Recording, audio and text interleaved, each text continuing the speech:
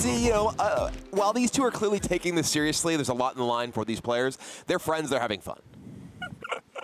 I love it. It kind of sits awkwardly on top of the headset. Yeah, the headset's an issue, but he's still rocking it, man. Huey's just killing it. Right. Oh, he took it off. Now it's Okay. business time, though. Remember, this is, interestingly, Jensen's this is his first round of the tournament. It is, yeah. He was one of the division winners in the MPL, so he got to spend yesterday relaxing, figuring out what exactly his plan is against all of these other opponents. But this one probably knew coming in because, well, it's the same deck he's playing. Exactly. Now, we had Paul and Maria kind of break this down over at the analyst desk, and you know, Paul alluded to the fact that we might not see a whole lot of action early as the incentives kind of line up a little bit weird. As long as the players are hitting their land drops, you often don't want to be the first one to try to take a shot at sticking a big spell, because if it gets countered, then your opponent can untap and you know, land their own threat. Yeah, I mean, this is sort of a matchup where, other than Gadwick to with X equals something big, there aren't that many big spells, period, right? This is mostly about kind of getting in with your Brineborn Cutthroats and trying to get those large. Here we see Nassif just going to the face with the Bone Crusher Giant, I think in part because he wants to ensure that Stomp resolves, and he's able to just play the Bone Crusher Giant itself as a threat. Right, if the Stomp portion gets countered, it's a bit of a disaster. You don't get the Bone Crusher Giant either. And now it's really funny, Nassif doing that, firing that off on his main phase here. It now has Jensen thinking, well, maybe I should just play my Brineborn Cutthroat on my main phase. This entire deck is designed to play on your opponent's turn, and both of these players are considering playing instant speed stuff at sorcery speed. Although ultimately Jensen did not actually fire off the Brineborn Cutthroat, and it looks like Nassif has a game plan here. He's just going to try to be more proactive, but he is going to get this Giant quenched. And now Jensen's going to go for the main phase Brineborn Cutthroat, play a land, and pass the turn back. And that was actually a timely draw. That Bone Crusher Giant, that will give a good answer for Brineborn Cutthroat before it can get out of hand. Yeah, though Nassif also does have Ral's Outburst in hand, and resolving a 4-cost spell, which he can do sacrificing the Fable Passage for an untapped land, is much more difficult in this matchup than resolving, say, you know, a Stomp on something. So I'm interested to see if he does decide to go with Ral's Outburst. I think it's pretty likely. Yeah, let's see if he does. He could, for instance, use the Bone Crusher and hold up Quench, but you know, what's Huey going to play into a Quench at this position? And I think getting the value out of Ral's Outburst right now is what he's going to choose to go for, and that is in fact what he does. Yeah, and it makes a lot of sense, because if you do get to resolve a few Ral's Outbursts, that's a 2-for-1. I mean, you can find yourself pretty significantly ahead after that. And now we're going to see the little baby Gadwick the Wizened here from Jensen. Yeah, this for one. Gadwick is an extremely powerful card in essentially every deck that we see it played this weekend. Speaking of, I've heard people call it, you know, Godwick, Chadwick, whatever sort of, you know, jokey name you want with this. This little fellow is capable of really shaping the course of the game. What do you think of the Gadfather? The Gadfather's another good one. Yeah, I'm partial to that one. Now Jensen gets to use Scorching Dragonfire to kill the opposing Gadwick, and with the land drop, he actually gets to keep up a copy of Ionize as well. So perhaps pulling slightly ahead, if at least on board. He is a bit down on cards, though. Really, the 2 Ionize and a Ral's Outburst left for Jensen, where you look down at Nassif's hand, and he's got quite a bit of action here with the double Brazen Borrower, another Brineborn Cutthroat, Bone Crusher, and a Quench, as well as 2 lands. So his hand is stacked. He's in a little bit of a weird spot against the Gadwick specifically, because he doesn't have a Scorching Dragonfire. He did play his Ral's Outburst, so he has no individual card that can actually take the Gadwick off the board. He can, of course, bounce it. Yeah. Take it off the board permanently. Yeah, but sure, right. Do you really want to bounce a Gadwick? Right, if you try and bounce this Gadwick, that gets countered, and then you're like, okay, well, you just replay your Gadwick and tap out and draw a bunch of extra cards. So Brazen Borrower bouncing Gadwick is not an option that you're really happy about. Not really, no. Could be Gabwick. Jensen already got a card off of it. What? Could be Gabwick for Gab to see. Gabwick. Yeah. Well, let's make sure he gets one. He's got to get his own in play. First. That could be Gabwick. You know. Yeah. He's got to earn it. All right, looks like we're on Jensen's end step here, and now Brineborn Cutthroat's going to hit the battlefield here for Nassif. Does he want to do more? He's just going to cast Brazen Borrower. Now, he's not going to cast Petty Theft, just Brazen Borrower here. And one of these has to draw a response from from Jensen, right? Well, he does have, Jensen does have the Ral's Outburst, which he could use to kill the Cutthroat.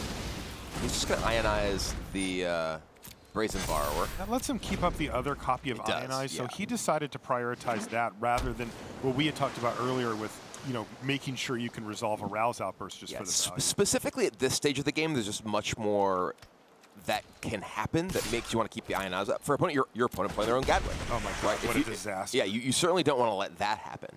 And frankly, just having the Gadwick in play means that if your opponent just has one creature, you can very frequently end up keeping that locked down while using your removal spells like the Outburst or even just Opt. Generally speaking, when you use Opt, you're just going to dig and look for stuff. But with this deck, with Gadwick in play, Opt represents a tap effect, so you're going to sometimes want to use it more judiciously than just digging whenever you have the opportunity. That's right. And of course, Brineborn Cutthroat also picks up a counter if you have one of those. Opt really shines in this deck. So what we saw here was first main phase, Gabriel Nassif got in there for 3, and now he's deciding, well, what can I do? I've got a lot of options ahead of me, and there's a lot to process, so he's going to do so. Yeah, there's a lot of possible options with this this deck, and especially in this matchup. Not just a matter of what you play, but when you play it. Because these decks, they're flash decks, right? So many of your cards. If you look at Huey's hand, every single card in his hand is an instant. If you look at Nassif's hand, every single card is an instant or has flash. Yeah, yeah. The only cards in the main that you don't play at instant speed are the Bone Crusher Giant side of Bone Crusher Giant and Gadwick. Everything else you can play on your opponent's turn if you choose to do so. And that's a big part of what makes Brineborn Cutthroat so powerful, as we see the first one for Nassif looking to get powered up by the second one that he's putting on the stack right now. Right, and that really does get out of hand quickly. You see Jensen now really taking pause here to see what's going on. The interesting part is that Nassif is just down to the Quench, right? He doesn't actually have that many ways to interact with spells on the stack outside of the Quench. But of course, Huey doesn't know that. He doesn't know that, though, and he could resolve a Ral's Outburst right now, even if he wanted.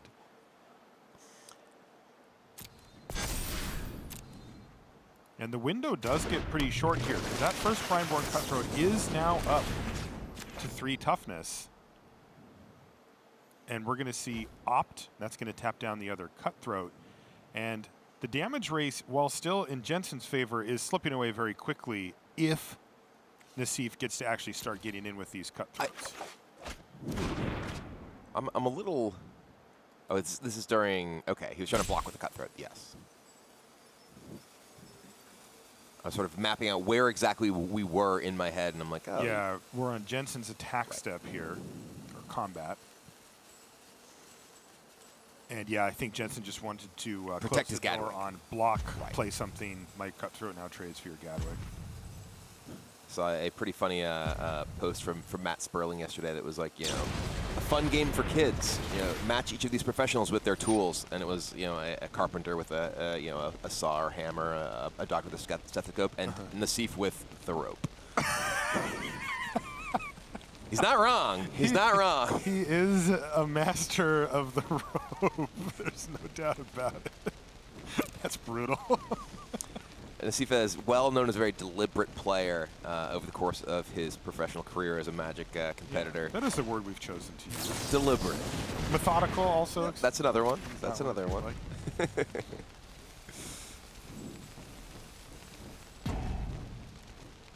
A sound he is well familiar with. Bong! The crackle and doom of pending rope. Okay, but after the end of all that, this Gadwick does actually still get to connect. And frankly, the damage is very relevant. Those 2 Ral's Outbursts in Huey's hand represent virtually the remainder of Nassif's life total. It's a little bit more. He has a little bit of space, but ionized, that would seal the deal. So it is very important for Nassif that he actually is able to close things out. But looking at this, that's 10. It is 10, and right now on the board Jensen from these 2 Brinehorns. Actually do anything about it.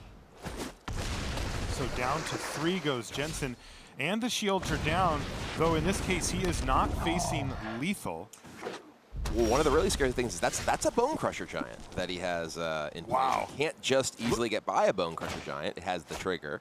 Yeah, but look what Jensen just drew. He actually drew Bone Crusher Giant here. So he theoretically could go upstairs, tap down the Giant. But Quench actually does work here. Well, the problem for Huey here, yeah, we're going to see the Rouse Outburst looking to go face and tap down the Giant. And that is crucially a trigger, not a spell, so there won't be a trigger from the Giant itself. But the Quench here will be enough to shut down the Bone Crusher Giant. It's so close because Jensen can get him to 1 just with this play. The attack from Gadwick plus the Rouse Outburst puts Nassif down to 1, but he does need the extra 2 from Bone Crusher Giant to seal the deal. Whether Nassif decides to Quench now or later isn't really relevant. It will earn him the win here in the first game, as far as I can tell. Yeah, Huey's trying to figure out, okay, is there any additional sequence of stuff that makes sense for me to pay or not pay? But there's really nothing.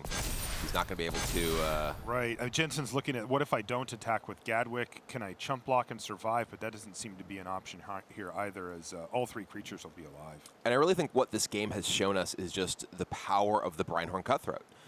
Those were 2-cost creatures that Nassif was able to play at instant speed, and now it's a 5/4 and a 7/6. Yeah. We're talking about how powerful. For 10 last. Yeah, we were talking about how powerful Gadwick is. Gadwick's powerful, but the problem with Gadwick is that you are constrained by your mana, and Nassif was able to use his mana to get mana-free damage off of those Cutthroats repeatedly, and really left Huey playing from behind. Yeah, Breinhorn Cutthroat really doing work in this deck. This really is the best place for it. We have seen it show up here and there in Standard, but this is where it shines. This is the best deck for it. The wind chimes of sideboarding here. This is yeah, I do hear that. I feel like I need some, like, herbal tea. I feel like, I'm like sitting out in a porch somewhere. Is this someone like resonating crystals? Like I feel like about some like. There is actually just a shop on like Main Street in like Santa Monica, which is just like they just sell a bunch of different crystals that are described as doing all these ridiculous things. Oh no, I've seen that. One of them I think is a Skargan Hellkite. That's one of the crystals? Yeah. Wow. That's why we're hearing this as easy sideboarding with the. I would buy that one. I mean, I already have 4 at home, Right, of course you do. All right, so super, super tough matchup. If you're sitting in the Nassif's seat, it is just one of those things where you really have to try to be realistic about the type of spells that you're going to be able to resolve without cutting your deck down on power so much that you don't have anything good if you find yourself in a position to resolve them. I mean, in a lot of ways that game came down to Nassif generating extra advantage, hitting more land drops than Jensen and being able to leverage that in addition to the Breinhorn Cutthroats. But, those Rouse Outbursts, especially, from on the Nassif side, were very important.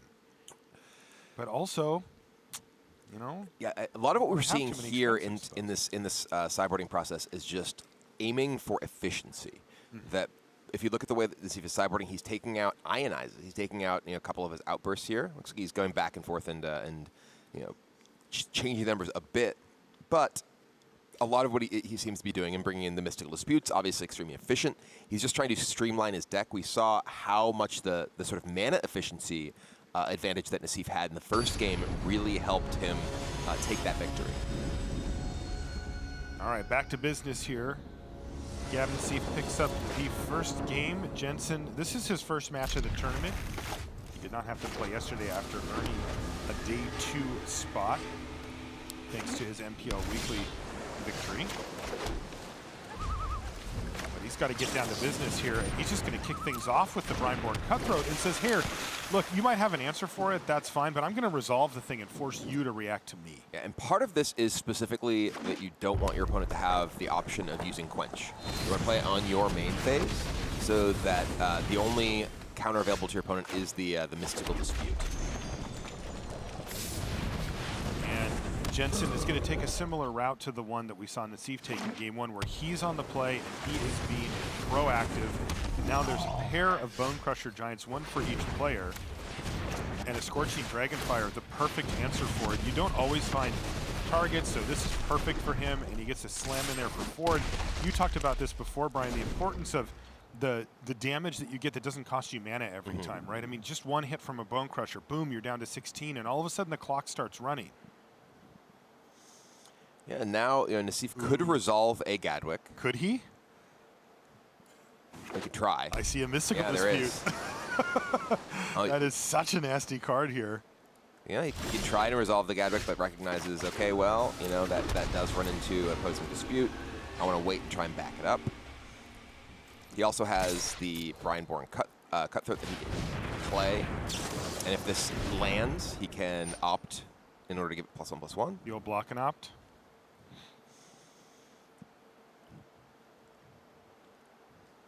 Jensen has Petty Theft. Oh, he could just stop this right now and fire off the Mystical Dispute. That's exactly what he's going to do. All but guaranteeing the 4 damage coming through. It's interesting, the aggression of the Bone Crusher Giant is unable to be answered by the stomp from an opposing Bone Crusher Giant. There's only really the Scorching Dragonfires that can answer it. And we see Huey had his, was able to take out the Giant from Nassif.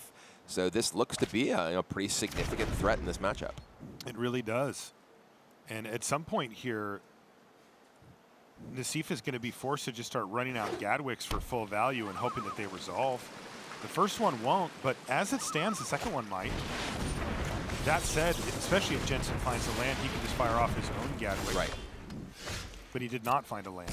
Now, he could still play it, but it's less exciting. I think he will. I think a big part of of the power of Gadwick in this matchup isn't that you're looking to necessarily bury your opponent in card advantage, and especially from the position that Huey's in, you just want to stay ahead on the board. You want to prevent your opponent from being able to block.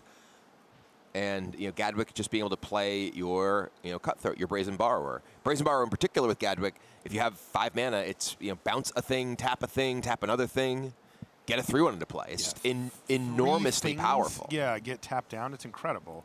Now the Scorching Dragonfire shows up for Nassif, and he has to choose which of the 2 threats that he'd like to kill. He certainly wants to kill one or the other at some point here.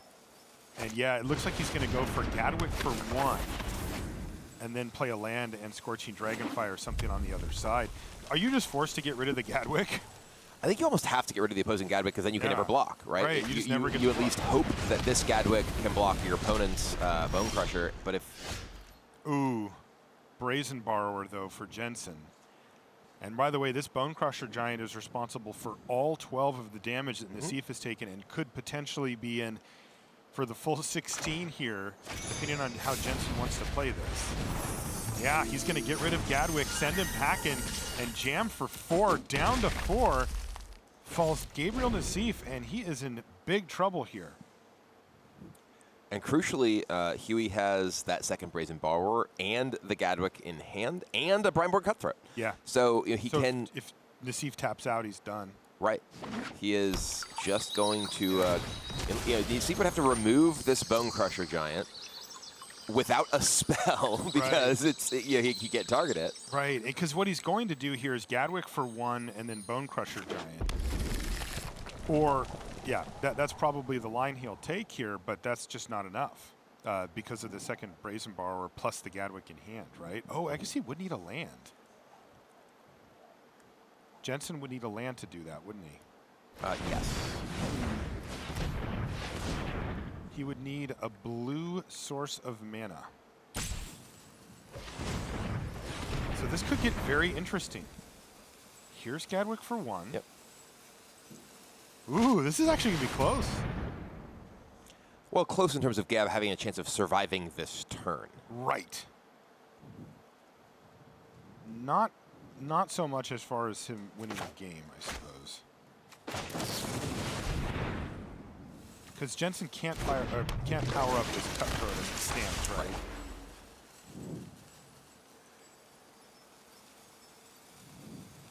He found another Bone Crusher Giant. And crucially, Nassif has to play Bone Crusher. He cannot use Stomp on Brineborn Cutthroat here, or he will die. Yes.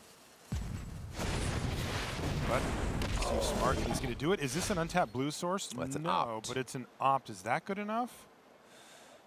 No, because he only has 3 blue in order to just get the lethal now.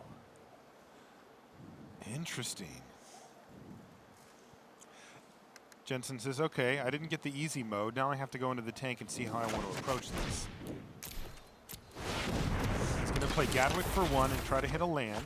And he keeps, well, you know, he's not hitting lands, but he did hit another Brazen Borrower. So you got to figure that that's good enough. Well, now there's, you know, the stomp from this giant in addition to the giant itself. And Nassif has Ionize. Wow. Because now we're in a situation where, you know, Huey, much like in the last game, is sort of stuck on land. But you mentioned Brazen Borrower plus Gadwick. I mean, that's easily enough to clear the way, right? He can just...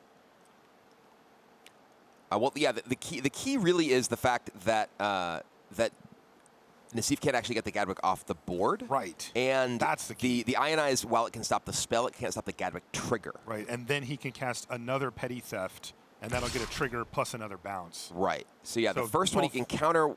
He's actually even going to attack? All right, well. Whoa. That is a bold play. Well, Jensen has this one now. There's that island as well. So the opt, the Brazen Borrowers, he's got it all. It's very easy for him to get everything out. And the key here, Huey wants to attack first. He doesn't want to play anything so that Nassif can tap something during, you know, pre-combat with a counterspell. Oh, right, of course. So he's just going to fire off the opt, which is going to tap down Bone Crusher Giant.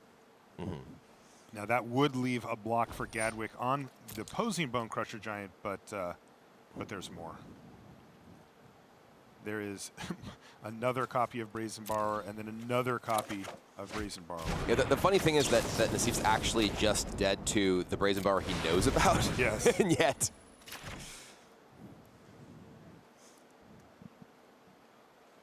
And it ended up that Jensen found Ral's Outburst, but it's the same result. The Gadwick, the Wizen's tapping down everything is all that really matters. The spells resolving aren't actually that important. Nassif says, well, I'll counter it, I guess. But it's too late, and he says, how did this one get away from me? Bang, bang, and William Huey Jensen wins game number 2. And that means we're going to move on to game number 3. And if we look at that turn, you know, Nassif's attack there feels a little hasty, perhaps. Like he was low enough that if there were just 2 blue spells, he's dead. In a handful of clearly not land because Huey hasn't played a 5th one. Right. So you know, I wonder if that was perhaps, you know, Nassif just kind of getting a little ahead of himself in terms of just his ability to actually go on the offense. The chimes were back for a second. Oh yeah. Nassif is consulting his resonating crystals for how to sideboard.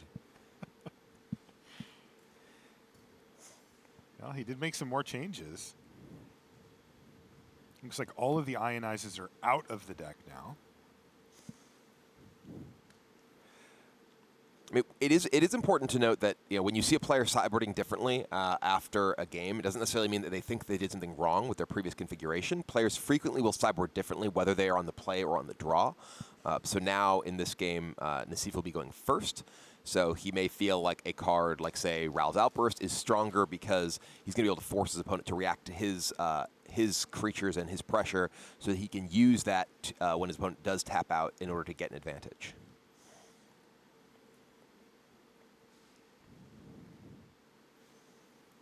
All right, decks are locked in, and game number 3 coming up. Izzet Flash Mirror between 2 Hall of Famers to kick off the day here at Mythic Championship 7.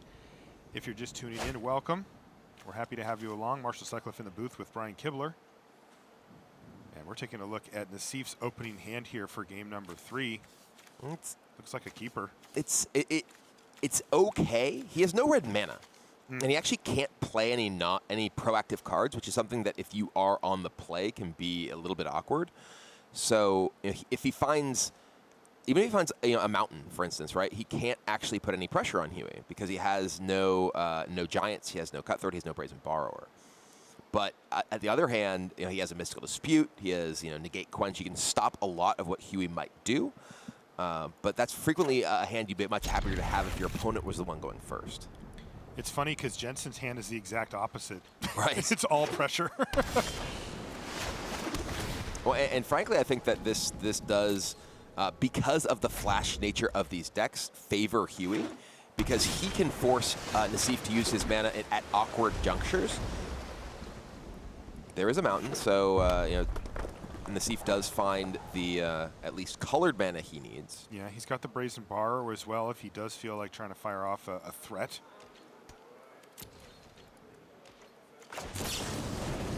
Opt here for Jensen. And of course, Nassif goes into the tank. Nassif lives in the tank. He does. He's like in the Matrix. He's just in a tank, plugged in. Just training. Just training all day. Yeah. I know Izzet Foo. He did let the opt resolve ultimately. And Jensen, a little head shake there. He's hit his land drops here for the first 3 turns, but it's starting to get a little bit sketchy for him. Because he now has no more lands in hand and would really like to keep hitting his mana. Although I now can say the same thing for Nassif, and Jensen actually did hit a land drop here. So he gets to fire off Bone Crusher Giant, force Nassif to react to him. Mm-hmm. And the Temple of Epiphany is an excellent draw for Huey here. Yeah, he gets to hit his land drop and potentially hit more of them. Now, right now, Nassif is deciding between getting value off of his Quench or just using the Scorching Dragonfire to kill the Bone Crusher instead. But it is tempting. Anytime you can counter a relevant spell with Quench, you're pretty happy to do so. In fact, so much that he was even considering doing that on Opt before. Mm-hmm. He's found another copy of Scorching Dragonfire. Now he'd probably prefer to keep the Quench, but what are you going to do? And that was a missed land drop, though, for Jensen, but a Steam Fence off the top for Nassif means that he's going to be hitting his land for the turn. Still a very reactive hand with 2 Gadwicks. You know, that is a game plan. If you can resolve either of the Gadwicks, you can reload after using all this 1-for-1 counter spells and removal spells. It's a little tough to do in the mirror, though. So many counters on the other side. Punish Gadwick. And yeah, Huey's just choosing to, oh, well, was looking like he was going to choose to just play out his Brazen Borrower. Going to change his mind, go with Brineborn Cutthroat. Likely to eat a Scorching Dragonfire at some point. Perhaps on upkeep.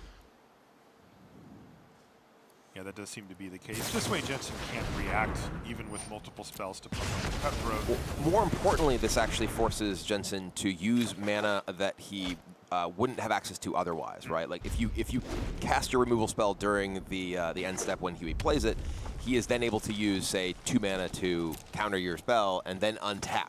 Whereas if you do it during his upkeep, you force him to spend the mana for his next turn. So just a general good rule of thumb in that sort of situation. Especially given that Jensen's now missed a few land drops over the course of this game. Jensen's going to go for Brazen Borrower there. And again, I know it can be hard to keep track of where we're at in the game. This is Jensen's upkeep. He draws his card for the turn, and he can't seem to find land number 5 again. He does have a Bone Crusher Giant. Yeah, I was going to say, he does have a Bone Crusher Giant, which he can play. And now we've seen you know, a lot of the non-specific counter spells, you know, the generic universal counter spells that Nassif has access to. This is a Bone Crusher Giant, you know, can be Mystical Disputed for the normal amount. But Huey does have a Mystical Dispute he could use to protect it if he so chose. That would leave himself in a slightly awkward position against an opposing Gadwick, however. Especially given that Nassif has hit land drop number 5, right. Potentially could hit land number 6 here and fire off a Gadwick for 3. That could make it very difficult for Jensen to come back. You know, one of the challenging things about playing Gadwick in the matchup is not only that it costs a lot of mana, but it costs a lot of blue mana. So it makes it difficult for you to hold up counter magic against an opponent when you want to try and play it as sort of a test spell. It's like you can't really say, okay, I'm going to cast this and just see if you counter it, because, well, if you play it, even if they don't counter it, they can just play something that you can't stop. So it's a very high investment to play your Gadwicks. Yeah, very good point. And it's with all of the pay extra mana in the form of Quench and Mystical Dispute, it can be very difficult to actually resolve the Gadwick as well. So it can be extra punishing. And it looks like Nassif is considering just going for a Gadwick here. He has a redundant copy in his hand. In fact, both players do. Jensen with 3 Gadwicks. And he's just going to go for it. Says Gadwick X equals 2. And that certainly is going to draw out that mystical dispute from Jensen. And he would love to see an untapped land here. Oh, and he does. There it is. Now he can just fire off his own Gadwick for 2, and he's the one that gets the cards and the Gadwick on the battlefield, which we saw has been super critical. It's not just a 3-3. And now it's an interesting spot for Nassif because he can play his own Gadwick here. He does want to get his opponent's Gadwick off the board in a general sense, but one of the problems with killing your opponent's Gadwick is, well, they can then play another Gadwick. And, you know, we see that Huey has 2 now in his hand. He does have a Scorching Dragonfire you could use to remove Nassif's Gadwick. The Skargan Hellkite is very powerful, but much less so while there is a Gadwick in play that can mess with all of your big attacks with your dragon. I'm curious to see if Jensen's interested in trading off Gadwick for Gadwick, given that he has 2 more copies in hand. But it looks like Nassif isn't interested in even putting that offer on the table because he's going to play opt to prevent Gadwick from attacking at all on the other side. But this is going to let Jensen resolve Skargan Hellkite. And, you know, sort of addressing what you just mentioned, he's going to put the +1/+1 counter on it with Riot. He says, look, if this thing never gets to attack, I still get to leverage it with its activated ability. Yeah, that's an extremely powerful mode in this particular matchup. Usually you see Skargan Hellkite coming down and getting your opponent for 4. It's like, this is kind of a worse glory bringer. You know? Yeah. But in a matchup like this, where your Skargan Hellkite, we see it on the screen, you can choose to give it a +1/+1 counter with the Riot ability instead of haste, and then get the activated ability to pay 4 and deal 2 divided as you choose. So very powerful, very difficult to remove as well because it does require 5 damage. And even if you bring in Lava Coil in this matchup, that's only 4. Yeah, so it's basically two burn spells to kill once resolved. So that's a major issue for Gabriel Nassif as he stares down really 2 big issues on the other side of the battlefield, it must be said. Jensen's going to go for an opt just to make sure that Gadwick doesn't get an attack. Yeah, it'd be tempting to just block with Skargan Hellkite, but there's a decent chance that he won't have the option to, or that if he's given the option to, it's not actually what he wants to do because his Skargan Hellkite would end up being dead from a Scorching Dragonfire after combat. And now the pressure is very much on Nassif because there is that sort of ticking time bomb of the Skargan Hellkite. The longer the game goes on, the more threatening that is as Huey's mana situation gets more conducive to activating that each turn. Now we're back on William Jensen's upkeep, and what Nassif is roping about is, can I fire off this Brineborn Cutthroat to keep the attacks at bay from the Skargan Hellkite and or the Gadwick? And playing that rope like a fiddle. He does have 2 backup ropes, so not a disaster. It's just in his natural habitat. It is indeed. So he's going to go for the Brineborn Cutthroat. He's going to tap down the Skargan Hellkite for the turn, and then he says, you may draw your card. It is worth noting that while the Skargan Hellkite's activated ability is extremely powerful, it costs a lot of mana. And there's still a lot of interaction that Huey is going to need to do in these turns. So he can't just be spending all of his mana pumping into the Skargan Hellkite to do 2 damage when he's going to have a lot of spells he wants to keep up for whether counter magic or removal or just activating his own Gadwick. Super interesting stuff here as well. Jensen just says, sure, attack with my Gadwick. And now Nassif is like, wait, you're offering the trade for potentially for my Brineborn Cutthroat if I have any type of instant speed thing. I feel like I want to take that, but it almost feels like bad news for Nassif because if Jensen's so willing to trade off Gadwick for a Brineborn Cutthroat, then he has to have another in his hand. Well, there's... Which he does. It looks like he's actually going to go with the sort of the double option here. He's going to block in Scorching Dragonfire on the Gadwick, which means, okay, well, this is going to put you in a position where your Gadwick's going to die, right? Even if whether it resolves or not. Yeah, exactly.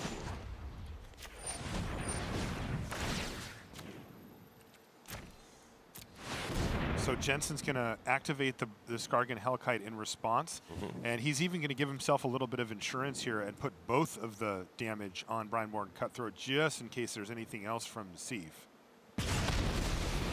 And that works out really well for Jensen. He is going to lose a Gadwick, but honestly, I don't think he cares about that particularly. He almost wants an excuse to play a Gadwick later on in the game. Right. But still, he has the real issue here for Nassif is the Skargan Hellkite. He does not have an answer for it currently. And yeah, he can keep it locked down sometimes, but even this, wow, Scorching Dragonfire now from Jensen. It is opened up to get countered by a Quench, and it probably will. But look at Nassif's hand. He doesn't have any proactive way to fire off spells on Jensen's turn anymore. And crucially, it may seem strange that that Huey chose to take the damage from the Gadwick and then kill it with Scorching Dragonfire. What that means, though, is that Nassif, if he has a second copy of Gadwick, doesn't have an opportunity to play it this turn. By killing it during the end step, it means that he's going to have to basically just leave all that mana potentially wasted, even if he had a second copy of Gadwick in his hand. I'm really curious to see what Jensen does on his turn as well. Does he just windmill a Gadwick for $1 billion, or does he do something different? Nassif is going to protect his Gadwick with Quench while the quenching is good. An opt on end step still for Jensen won't change that equation. But, as we mentioned before, Nassif has a negate in his hand. He can't just cast negate. So the Hellkite's going to hit. Fabled Passage, another land that can help unlock more cards with Gadwick if he chooses, or just more ability to do other stuff. Boy, key part of the game, Brian, was when that Skargan Hellkite resolved. It just hasn't been the same since. It's felt like Nassif has been playing uphill ever since that moment.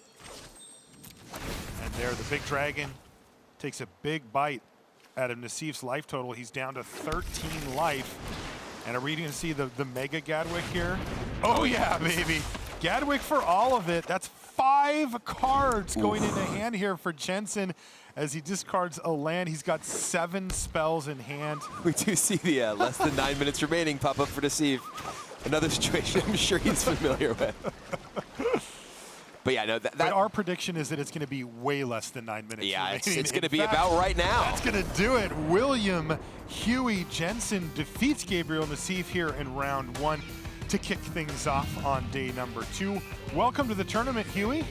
Comes in with the win.